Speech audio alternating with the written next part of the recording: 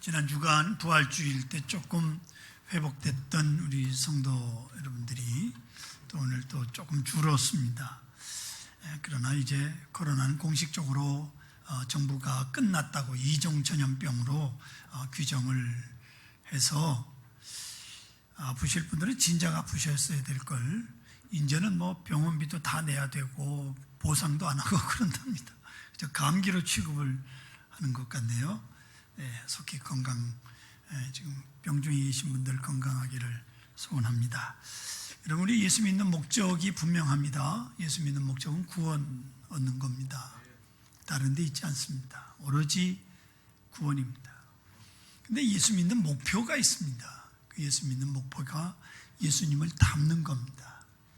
오늘은 예수님을 닮는 것 중에 오늘 제목에 묘약이 되는 말, 언어에 대한 말씀을 우리 그리스도인으로서 살아가는 사람들이 예수님을 닮기 위해서 어떤 언어를 써야 되고 어떤 말을 써야 되는가 같이 생각해 보려고 합니다.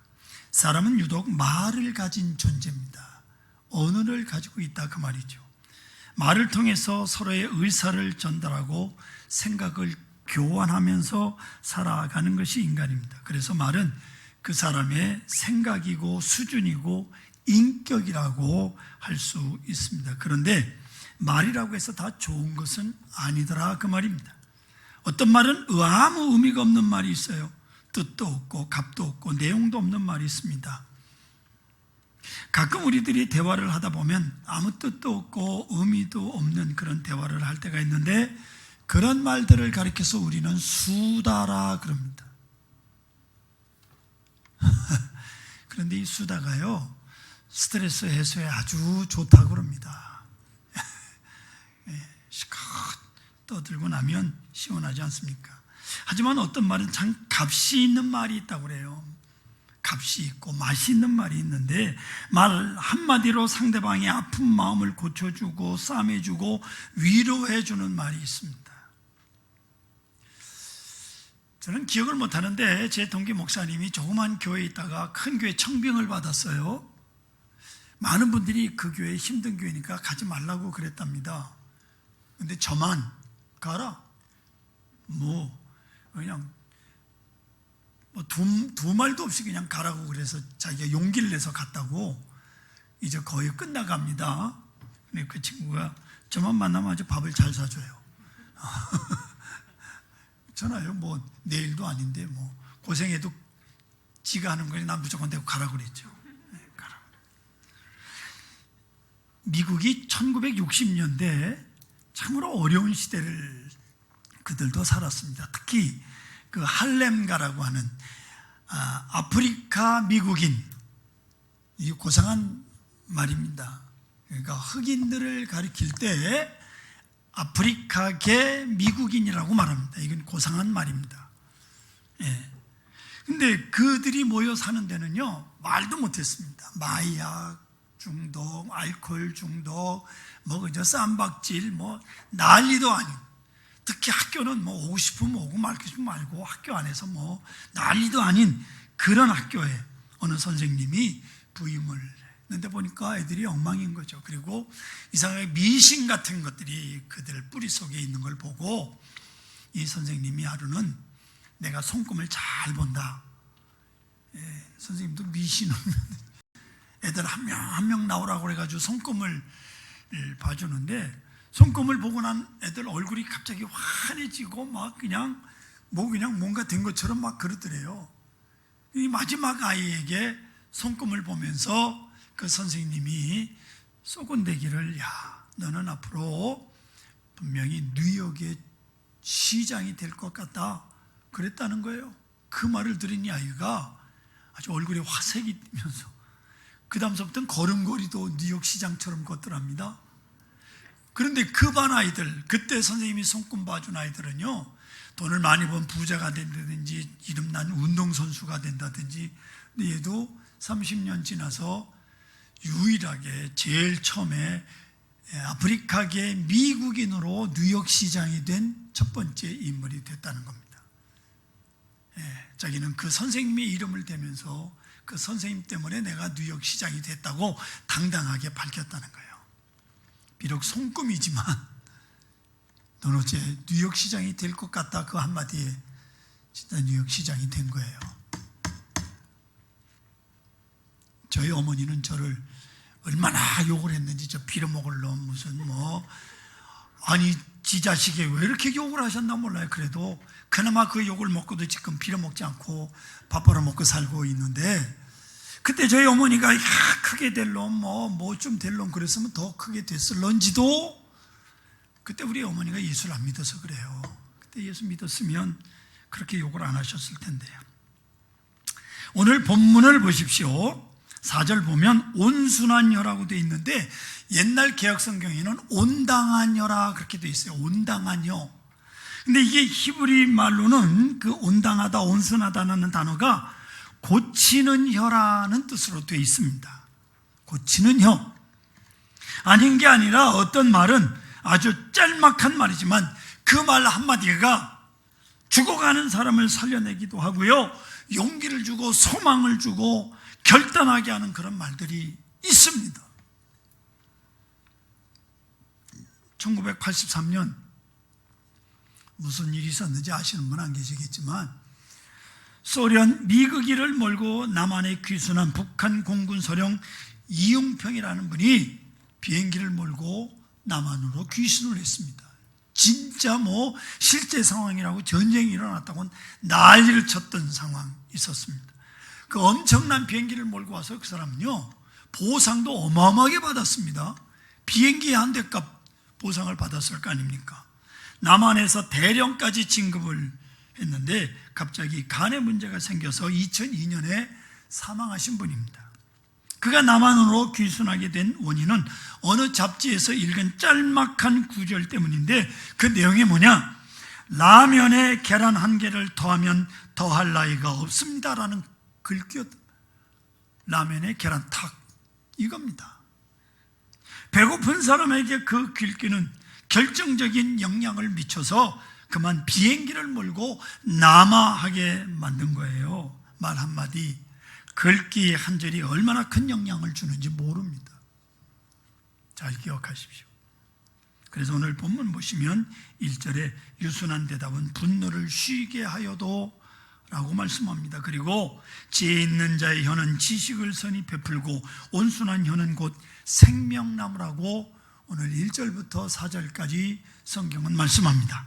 23절 보시면 여러분들 주보에 요절로 내어드렸는데, 사람이 그 입의 대답으로 말미암아 기쁨을 얻나니 때에 맞는 말이 얼마나 아름다운고 라고 성경이 말씀하고 있습니다. 때에 맞는 말이 얼마나 아름다운고, 현명한 대답으로 문제 해결을 보고 기뻐하는 거지요. 잠언 16장 24절에 보면 선한 말은 꿀송이 같아서 마음에 달고 뼈에 양약이 되느니라고 말씀하고 있습니다. 말씀을 보십시오. 그 말씀들이 우리들이 구사하는 말과 언어의 위력을 여지없이 보여주고 있습니다. 얼마나 큰 위력이 있습니까? 그런데 이번에는 그 반대로 생각 없이 내뱉는 한마디가 상대방의 감정에 씻을 수 없는 상처를 남기게 되는 경우도 있더라, 그 말입니다. 어떤 말은 무심코 내뱉은 말 한마디가 상대방에게 있어서는 평생 마음에 한으로 남기게 되는 그런 말들도 우리 주변에 있습니다. 다윗 왕이 아들 압살롬에게 반란을 당해서 시골로 정신없이 피신을 가고 있었습니다. 아들이 반란을 일으켜서 죽게 생겨서 도망가면 얼마나 황당합니까? 그 황당한 마음으로 쫓겨간, 머리도 풀어헤치고 울면서 고무신도 제대로 신지도 못한 채 초라한 모습으로 유랑의 길을 가고 있었습니다. 그런데 그때 시므이라고 하는 사람이 다윗 일행을 뒤쫓아오면서 온갖 입에 담을 수 없는 말로 저주를 퍼붓는 거예요. 가뜩이나 심란해 죽겠는데 거기다 대고 막 저주를 그때 다윗이 얼마나 수모를 당하고 창피를 당했던지 곁에 있던 신하가 말하기를 저놈의 목을 칠까요? 그때 다윗이 말하기를 가만두어라. 하나님이 저 입을 통해서 나를 저주하시느니라, 이렇게 성경이 말합니다. 다윗은 그 순간을 잘 넘겼지만 두고두고 그 말이 가슴에 지워지지 않았습니다. 그리고 그 말이 한이 돼서 기억에 남습니다. 나중에 반란이 진압이 되고 다윗이 다시 궁궐로 황공을 합니다. 그때 이 시므이라는 자가 다시 나타나서 다윗 왕에게 용서를 구합니다. 왕이여 죽을 죄를 지었습니다. 그래서 오늘 제가 제일 먼저 왕 앞에 나와 영접했습니다. 용서해 주십시오. 이제 왕이 됐으니까 죽게 생겼잖아요. 그런 그가 다윗이 얼마나 미웠겠습니까? 예?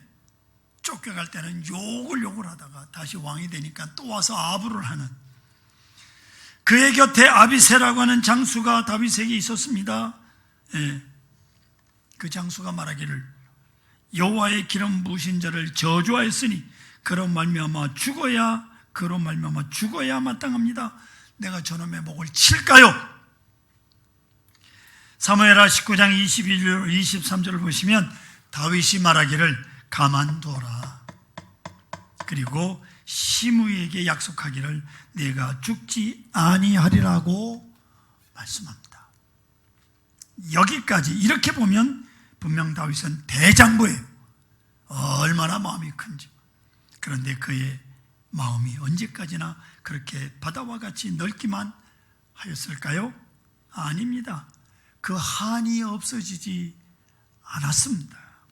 그 후에 다윗이 임종이 가까웠을 때 신변을 정리한 다음에 아들 솔로몬을 불러서 이렇게 말합니다. 성경 보시면 열왕기상 2장 8절로 9절에 바울임 베냐민 사람 게라의 아들 시므이가 너와 함께 있나니 그는 내가 마하나임으로 갈 때 악독한 말로 나를 저주하였느니라. 그러나 그가 요단에 내려와서 나를 영접함으로 내가 여호와를 두고 맹세하여 이르기를 내가 칼로 너를 죽이지 아니하리라 하였노라. 그러나 그를 무지한 자로 여기지 말지어다. 너는 지혜 있는 사람이므로 그에게 행할 일을 알지니 그의 백발이 피 가운데 수월에 내려가게 하라. 성도 여러분, 솔로몬이 아버지 다윗이 한 이 말 무슨 말인지 모르겠습니까? 똑똑한 사람인데. 그래서 솔로몬은 다윗이 죽은 후에 열왕기상 2장 46절 보시면 여호야다의 아들 브나야에게 명령하여 그가 나가서 시므이를 치니 그가 죽은지라. 이에 나라가 솔로몬의 손에 경고하여 지니라고 성경이 말씀하고 있습니다. 천하대장부 다윗도 그 말 한마디를 끝내 소화해내지 못하고 마음에 품고 있다가 결국 가서는 원수를 갖고 말았어요. 자기가 칼을 들지 않았지만 아들을 통해서도 기어코 원수를 갚았어요. 보세요. 여러분, 이 말 한마디가 문제예요.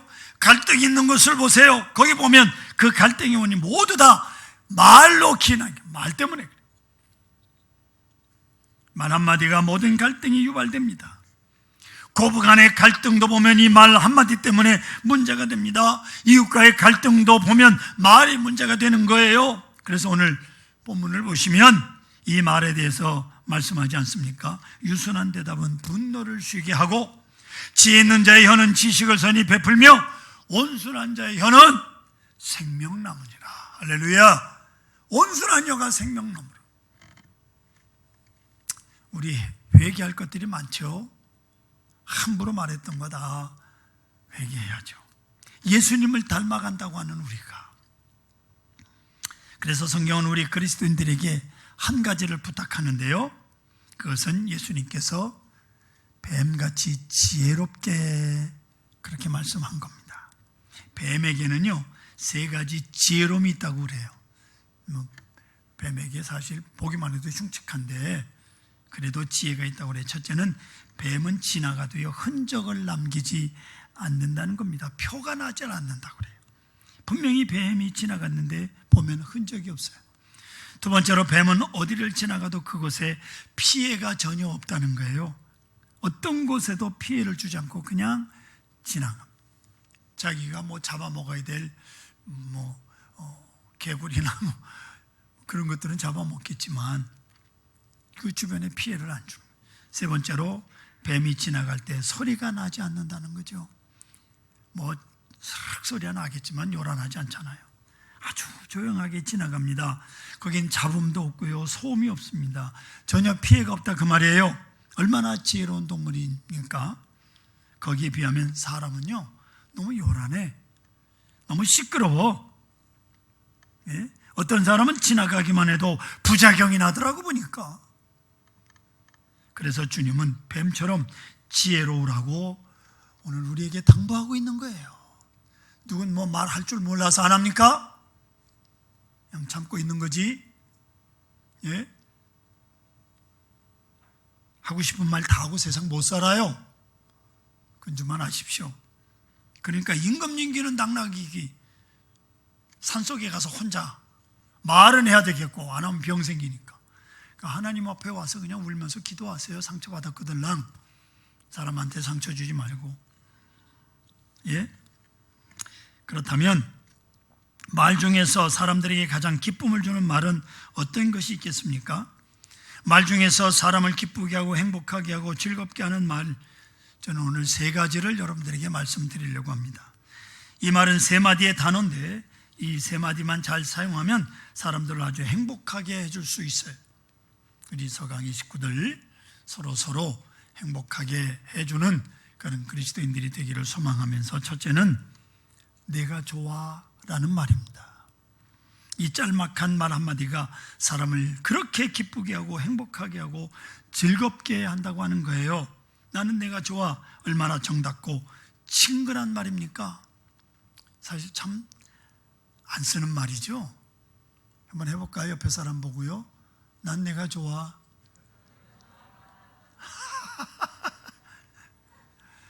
네.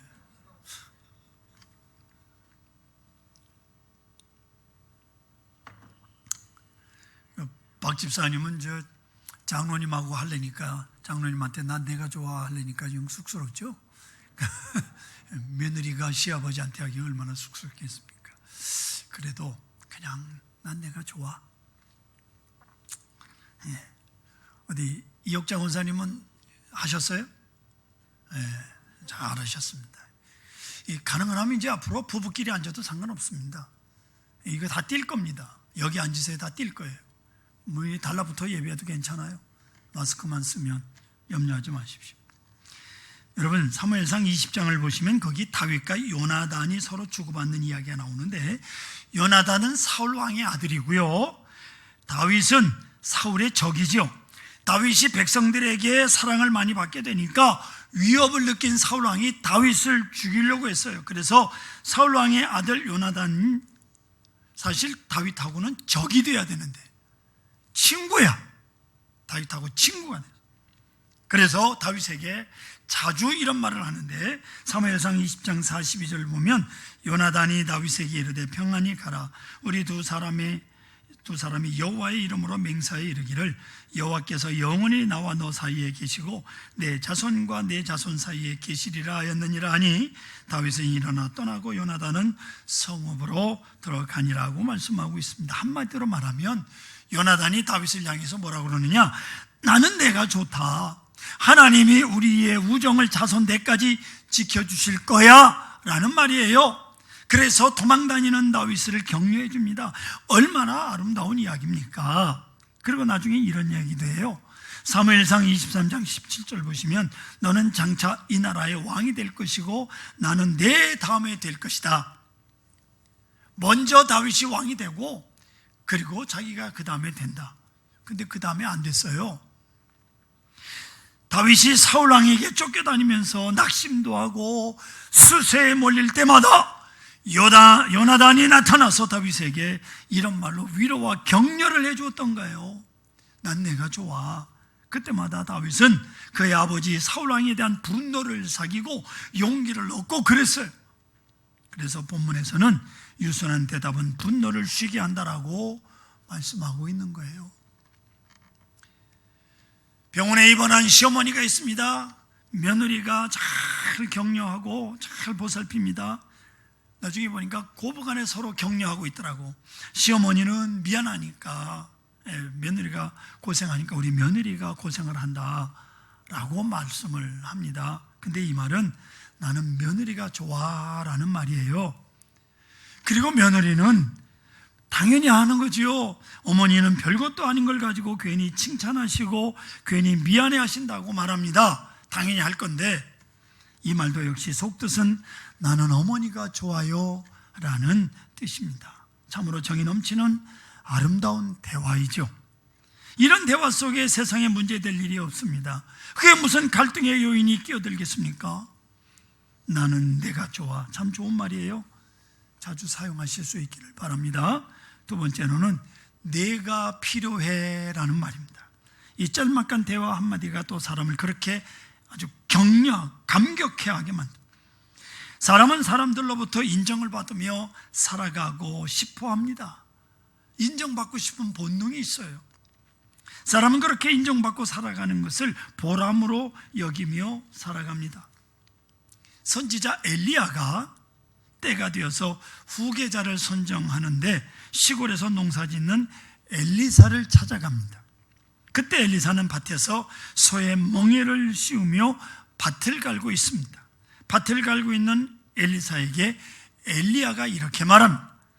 열왕기상 19장 19절에 엘리야가 거기서 떠나 사밧의 아들 엘리사를 만나니 그가 12겨릿소를 앞세우고 2마리씩 묶은 소 12겨리, 그 말은 24마리, 엄청난 부자예요. 엘리사가 앞세우고 밭을 가는데 자기는 12째 겨릿소와 함께 있더라. 엘리야가 그리로 건너가서 겉옷을 그의 위에 던졌더니 라고 성경이 말씀하고 있는데, 이 말씀은 바로 너는 나를 따르라. 내 스승이 겉옷을 그에게 던지는 것은 이 옷을 가지고 나를 따르라 그 말이에요. 또한 이 말씀의 속뜻은 너는 내게 필요하니 나를 따르라, 그런 말씀입니다. 그 말 한마디에 엘리사는 아무 소리하지 않고 엘리사를 따라 나섭니다. 내가 필요해, 이 말이 그렇게 위력이 있는 거예요. 또 여러분, 신약 성경에 베드로와 안드레 형제, 또 요한과 야고보 형제가 고기를 잡고 있던 갈릴리 바다로 예수님이 찾아오셨습니다. 오셔서 하신 말씀은 너희는 나를 따르라, 이제 너희는 사람 낚는 어부가 되리라 말씀합니다. 이 말씀 속에 내 일에 너희가 필요하다, 그러니 너희는 나를 따르라는 말씀이죠. 그때 이 두 형제는 배와 그물을 버려두고 예수님을 쫓았다고 말씀하고 있습니다. 얼마나 사람으로 하여금 힘이 되게 하는 말씀입니까? 나를 따르라, 그리고 너는 내가 필요하다. 구약성경 에스더서를 보시면 유대인 모르드게가 민족적인 위기가 왔을 때 왕후 에스더를 찾아가서 이렇게 말합니다. 에스더도 유대인입니다. 지금 우리 민족이 가장 큰 시련을 맞이하였다. 그러니 내가 왕께 나가서 백성의 위기를 호소해서 이 백성을 구원하라. 지금 이 위기를 극복하는 데는 내 힘이 필요하다. 내가 왕후가 된 것이 이때를 위함이 아닌지 어떻게 하느냐. 예? 내가 왕후가 됐다고 너만 살아남을 줄 아느냐. 여러분, 얼마나 절박한 순간입니까? 이 민족의 위기를, 그 위기에서 구원받는데 바로 내가 필요하다 그 말이에요. 그러자 에스더가 그 한마디 말에 위험을 무릅쓰고 죽으면 죽으리라는 각오를 가지고 왕께 나아가서 백성의 구원을 위해서 다급한 탄원을 하여 백성을 위기에서 구해냈습니다. 내가 필요해, 이 말은 참으로 마력이 들어있는 그런 말이옵시다. 여러분, 교회에서 집사님, 권사님, 장로님, 이 일에 필요합니다. 그럼 주님이 필요하다는 말인 줄 아시고 아멘으로 화답하시길 바랍니다. 자녀 핑계 대지 마시고 일 핑계 대지 마시고 주님이 필요하다는데. 예? 디모데후서 4장 9절로 11절 보시면 사도 바울이 디모데에게 이렇게 편지를 한 겁니다. 너는 어서 속히 내게로 오라. 대만은 이 세상을 사랑하여 나를 버리고 데살로니가로 갔고, 그레스게는 갈라디아로, 디도는 달마디아로 갔고, 누가만 나와 함께. 누가는 의사입니다. 감옥에 있는 바울을 의사인 누가가 지금 돌보고 있어요. 그러니까 너는 내게로 속히 오라. 그리고 내가 올 때 마가를 데리고 오라. 그가 나의 일에 유익하니라고 말씀하고 있습니다. 얼마나 정다운 말인지 모릅니다. 너는 어서 속히 내게로 오라. 그 말은 지금 내가 절실히 필요하다, 그런 말이고요. 또 내가 올 때 마가를 데리고 오라. 그가 내게 유익하니라고 하는 말씀은, 마가를 데리고 1차 전도여행을 갔는데 마가가 힘들어서 집으로 도망가 버렸어요. 그 두 번째 전도여행을 갈 때 바나바가 마가를 데리고 가자니까 바울이 딱 거절합니다. 첫 번째 전도여행 갔을 때 도망간 그놈 다시 못 쓰겠다, 그 말이에요. 그래서 결국 바나바하고 갈라져요. 바나바는 마가를 데리고 가고 사도 바울은 실라를 데리고 따로 전도여행을 떠났는데, 그 후에 바나바가 그 마가를 이렇게 사도 바울이 필요한 사람으로 만들어 놓은 거예요. 나중에는 바울이 그 마가를 데리고 오라, 내 일에 유익하다, 내 일에 필요하다, 그런 사람이 되었다, 그 말이죠. 사랑하는 성도 여러분, 세상에는 필요한 사람이 있고요, 필요 없는 사람이 있습니다. 사람들이 필요로 하는 사람은 그래서 승승장구하지만 필요 없는 사람은 자꾸만 도태되고 마는 거예요. 내가 필요해, 이 말은 사람들에게 용기를 주는 그런 말이 올시다. 마지막 세 번째로 친구가 되어줘 라는 말입니다. 이 간단한 말 속에는 깊은 신뢰가 들어 있습니다. 그 말 속에는 믿음이 들어 있습니다. 상대방에게 친구가 되어달라는 말 속에는 전폭적인 신뢰를 담는 그런 말이 올시다. 창세기 21장 22절에 보면 아브람과 그랄 땅의 왕인 아비멜렉 사이에 나누는 이야기가 나오는데, 아브람과 그랄 땅의 왕인 아브람, 그때의 아비멜렉과 그 군대 장관 비골이 아브람에게 말하여 이르되 내가 무슨 일을 하든지 하나님이 너와 함께 계시도다 라고 아비멜렉이 아브람에게 말을 한. 어느 날 아비멜렉이 아브람을 찾아와서 하는 말이, 내가 너를 오랫동안 살펴보니 악한 사람 같지 않거나 우리 친구하자, 그런 뜻이에요. 예? 예수 안 믿는 사람이 보고 하나님을 모르는 사람이 보고 하나님이 함께하는 것 같다, 너 그래 나하고 친구하자. 그리고 아비멜렉이 아브람에게 넓은 땅을 거주지로 주었어요. 그 남방 땅은 아브람에게 아무런 상관이 없는 이방 땅에 돈 주고 산 것도 아니에요. 그런데도 아비멜렉이 땅을 주면서 와서 친구하자고 할 때 아비멜렉에게는 그만한 신뢰가 들어있기 때문에 그러지 않겠어요? 사람이 타향에 살면서 상대방에게 이와 같은 신뢰를 쌓고 살면 그 사람은 성공한 인생이라고요. 일본 사람들이 가장 중요하게 여기는 요소 중에 하나가 그 사람에게 정말 좋은 친구가 몇 명이나 있느냐, 목숨까지 내줄 수 있는 친구가 몇 명이나 있느냐가 그 사람의 인격이요, 그 사람의 앞에 삶의 모습이기 때문에 굉장히 중요하게 여깁니다. 여러분 주변에 그만한 친구들이 있으십니까? 예? 그러니까 여러분, 우리 그리스도인들 주 안에서 좀 고급스러운 삶을 살아갈 필요가 있어요. 좀 고급지게 삽시다. 그러려면 먼저 나누는 것도 필요하고 함께 울어주는 것도 필요하고 함께 희생하는 것도 필요하지만 그보다 더 쉬운 일부터 할 수 있어야 되는데, 그게 뭐예요? 말 한마디로서 상대방을 기쁘게 하고 행복하게 하고 즐겁게 해줄 수 있는 지혜부터 터득하는 거예요. 돈도 안 드는데 뭐 이렇게 인색할 필요가 뭐 있어요? 예? 머리를 빠글빠글하게 와서 아이고 뒤지기도 빠글빠글. 아니 자기 머리가 아닌데 왜 꼭 그렇게 얘기를 해야 돼요? 예쁘게 나왔다고 파마가, 그 말을 한마디 하면 되지. 예? 옷을 새로 사 입고 왔는데 내 마음에 안 든다고 뭘 되게 어쩌고 저쩌고 그럴 걸 뭐 있어. 아이고 비싸게 준 것 같다고, 잘 어울린다고. 돈도 안 들어가는데 왜 그렇게들 뭐 이렇게 삐뚤어진 심정들을 가지고 말을 그렇게 합니까? 다른 사람한테 좋은 말 하면 어디가 덧나요? 예? 여러분, 아닌 게 아니라 우리는 때로 말을 전혀 생각 없이 할 때가 있잖아요. 전혀 다듬어지지 않는 말들로 마구 쏘아댈 때가 있어요. 그래서 다른 사람에게 혐오감을 끼치게 하고 아픔을 주고 상처를 입히고 그럽니다. 그것은 그 사람의 인격에 문제가 있어서 그렇습니다. 또 신앙에 문제가 있고 정신적으로도 문제가 있어서 그런 거예요. 그렇게 해서 사람이 마음에 한번 금이 가면 세월이 가도 아물질 않아요. 원상으로 회복이 안 됩니다. 오래오래 상처로 마음속에 새겨져 남습니다. 사랑하는 성도 여러분, 내가 좋아? 내가 필요해? 나는 친구가 되어줘. 얼마나 정감이 넘치는 말입니까? 이 한마디면 모든 사람을 기쁘게 하고 행복하게 하고 감동을 주고 갈등을 치유할 수 있는 그런 묘약이 되는 말이라 그 말이에요. 여러분들 입에서 다른 사람들의 상처를 치유하는 묘약의 말이 계속 흘러나오기를 소망합니다.